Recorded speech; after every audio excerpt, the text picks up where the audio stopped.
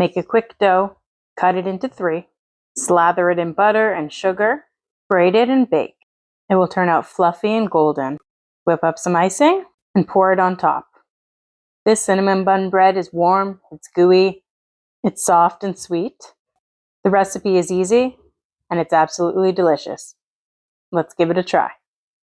The first step to this recipe is to make the dough. Now, to speed up the process, we need to activate the yeast. This will allow the dough to rise quicker so that we don't have to wait all day to make this cinnamon bun bread. To activate the yeast, I will add warm milk, butter, and honey to a bowl along with the yeast, and I'll let it sit. What I like about this recipe that I find different from regular cinnamon buns is oftentimes when I make cinnamon buns, I find them very sweet, and sometimes I just want a similar flavor profile with the nice sweet icing and the cinnamon and the buttery taste, but something a bit toned down and less sweet. And so if I make it in this bread form, it actually doesn't have nearly as much sugar, and it turns out delicious, soft and fluffy, and just what I'm looking for with the same flavors, but it doesn't cause as much of a sugar high. I really like to pair this recipe with my afternoon coffee or have a little piece after dinner for dessert. It is quite versatile and can be used in many ways.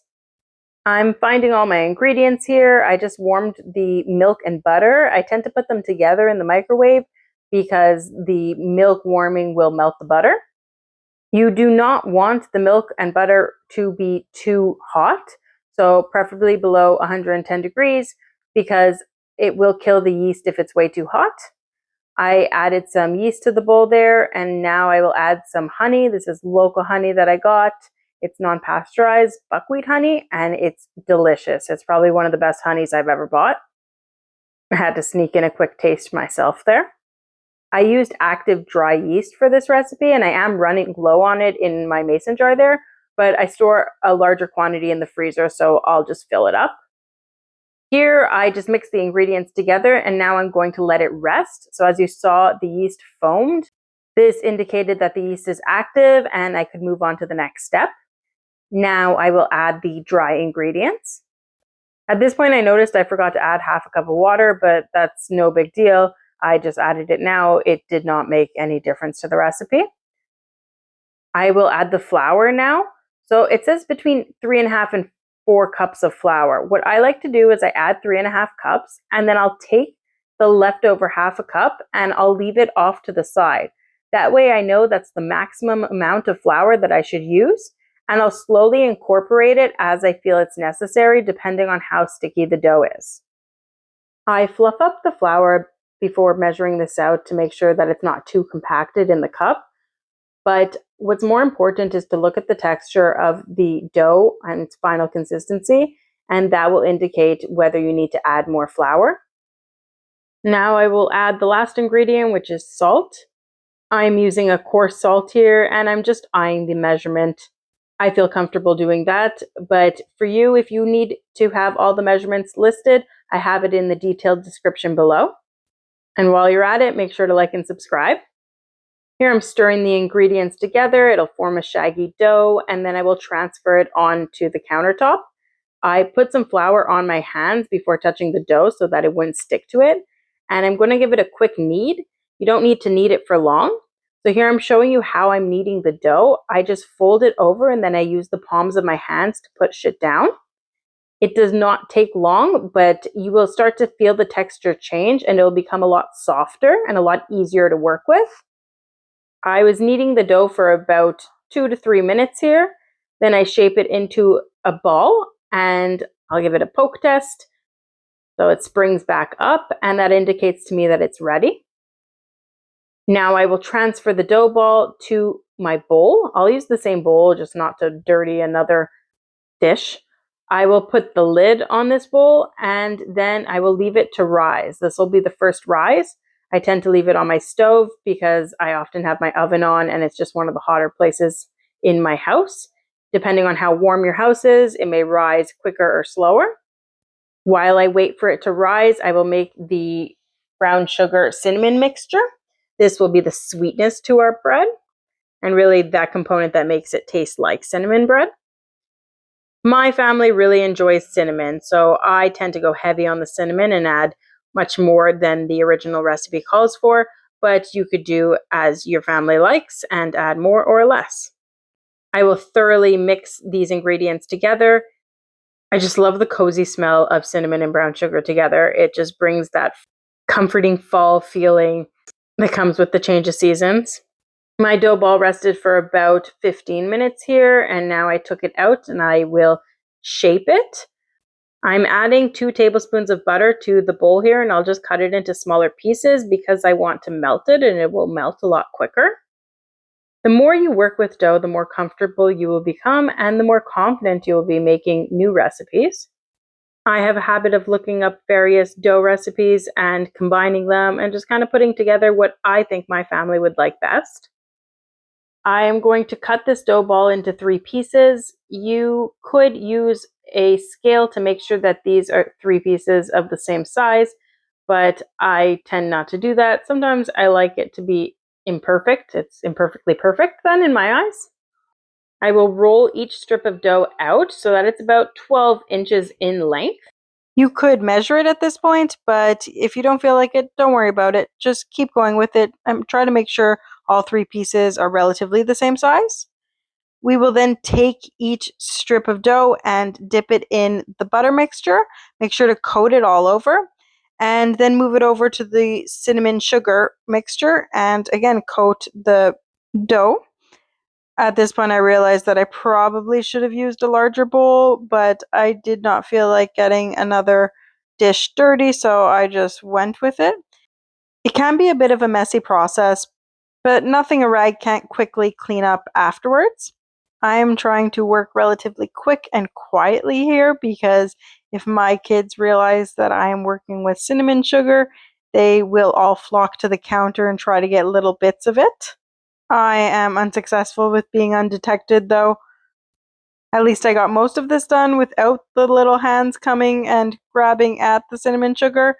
It's a fine balance between embracing my kids in the kitchen and showing and teaching them, and having them potentially hinder my progress. Taking a bit longer to complete a task, though, is well worth allowing my kids to participate and learn the importance of homemade food that uses wholesome ingredients. Now that I'm just about finishing up getting the butter and cinnamon sugar all over these 3 dough strips, we can move on to the next step, which is to braid them. This is how the cinnamon will become swirled all throughout the bread.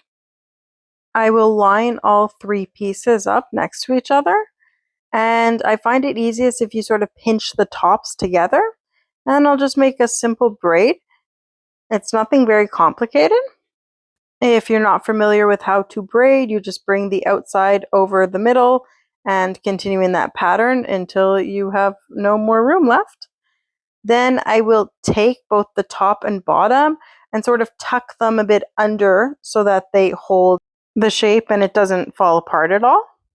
The next step is to get a loaf pan, and you want to make sure that this loaf pan is well buttered. So I'll use the leftover butter that I have from dipping the dough. I just pour all the melted butter into the loaf pan, and then I get a pastry brush and I make sure to coat all the sides so that nothing sticks. The worst thing would be to cook this bread, have it rise nicely, bake beautifully, and then when we try to take it out of the pan, it's all stuck and it won't release. I will then nicely place the bread inside of the pan, and I'll use the remaining cinnamon sugar and just put it on top. This is what it looks like. We still need to give it a final rise before placing it in the oven. So I will put a dish towel on top of it. I will again leave it on the oven, and I've turned on the oven at this point. I was using it before, so it will be set a little high, but you should turn it on to 375. It did not take long for this bread to rise and puff up nicely. You will know if it has risen enough once it slightly goes above the top of the pan, which you see here. The last step now is just to bake it. I normally bake this bread for about 40 minutes. Once it reaches an internal temperature of 200 degrees, it's ready. And this is what it looks like. It's nice and golden. The braiding process is really what gives this such a beautiful look. You can see the brown sugar has formed this nice sweet crust. But it's not done yet. There's still another step. Let's make the cream cheese frosting. If you're not a fan of cream cheese frosting or icing, then you could always make just a regular glaze, which would be relatively the same recipe, just omitting the cream cheese. So I'm just adding some butter and some cream cheese to the bowl here, and I will quickly whip these two things together. I want to make sure this is nice and smooth. You can also easily adapt this recipe if you want it to have a bit less of a cream cheese flavor or salty flavor. You put a bit less. You could add more powdered sugar to make it sweeter.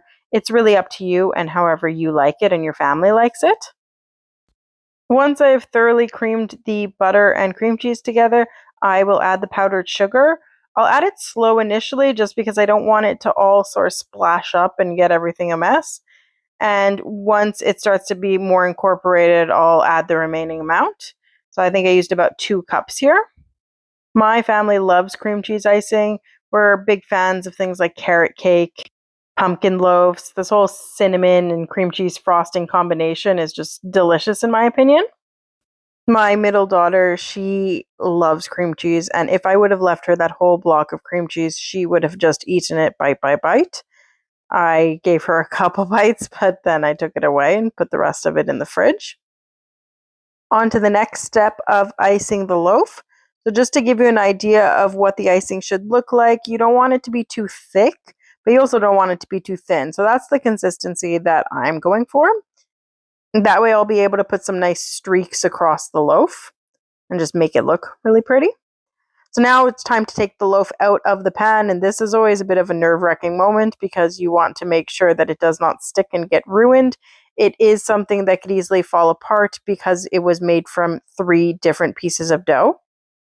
So I'm just slowly kind of shaking the pan. I used a knife around the edges, and it all came out real smooth. I'm transferring it to a cutting board, and that's where I'll ice it. Sometimes I use a rack to ice it just so I don't dirty everything and, it can make it look a lot prettier and not have it all caked onto the bottom and the sides. But that was not what I chose to do today. I think the rack was already in use somewhere else. So here I'm just going to drizzle on the icing. I had no great plan at this time. I just knew I wanted to sort of get a good amount of icing on, but also make a bit of a nice pattern.